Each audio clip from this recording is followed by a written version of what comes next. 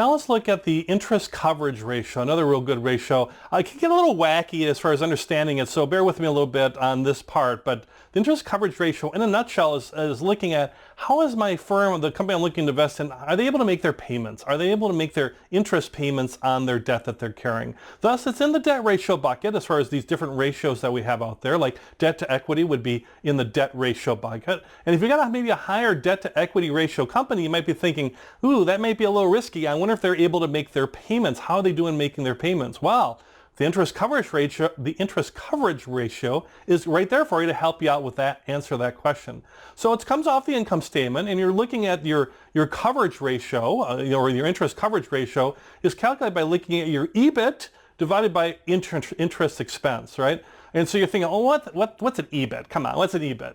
So EBIT is earnings before interest and taxes. It's a measure, a financial measure, accounting measure to look at basically your operating income. How much income are we getting from operations? And that's what you want to know in this case is, are we getting enough money coming in operationally to then service our debt, to service our interest? So that's why the interest expense is backed out of that, because we want to get a comparison of those numbers in terms of a ratio.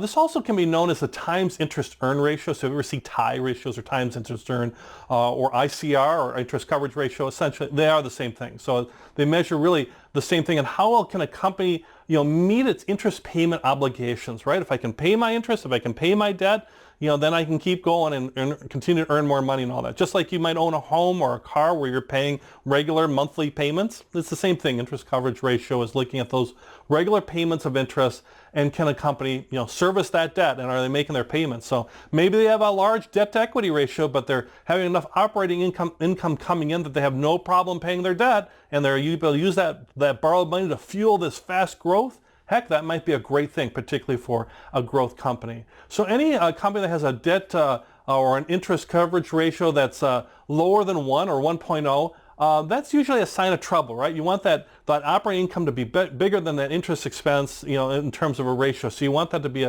a bigger number, and the bigger the better in this case. So if you see anything less than 1, that's really concerning, especially in comparison, in correlation, that is, with the debt equity ratio. You see with somebody with a high debt equity ratio, they're carrying a lot of debt, and they're having a very low interest coverage ratio, so they're having a hard time paying that debt. And then you might be looking at their earnings, their sales, and all their stuff. There might be a lot of warning signs around that stock. You might want to move away from that stock and look at somebody who's carrying less debt and has no problems with their interest coverage ratio, because it's above 1, and hopefully quite a bit above 1 in comparison to others. But certainly being above 1 is where you want to be in the interest coverage ratio.